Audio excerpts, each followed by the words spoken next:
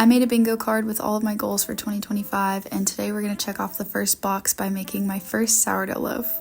I got my starter from one of my best friends who's been making sourdough for a couple of years now. I fed the starter in the morning and let it rise throughout the day. This is now evening time, we're making the dough. I added the starter, warm filtered water, olive oil, salt, and bread flour. I mixed it all until it was just combined and then put a towel over it and set a timer for 30 minutes. After the 30 minutes was up, it was time to start stretch and folds. I'm doing 4 rounds of this every 30 minutes, so you just pick one side up, stretch it out, fold it over, and repeat for all 4 sides.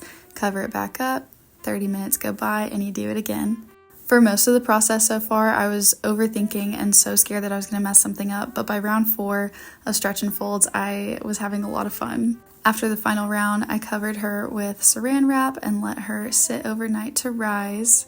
And overnight she rose. I was so excited to wake up and find this on my counter this morning.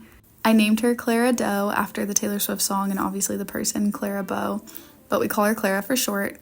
I watched a couple videos on shaping and decided to go for it, and honestly it turned out really well. I loved this little push and pull part of the shaping process. After shaping, I put her in a proofing basket and covered it with saran wrap, and then I put her in the fridge to cold proof. After an hour of cold proofing, I plopped her on the parchment paper and did my best at scoring. Could definitely use some work in this department, and I realized that I was holding my blade wrong after the fact. But honestly, it doesn't look terrible for my first time. I'm not super mad at it.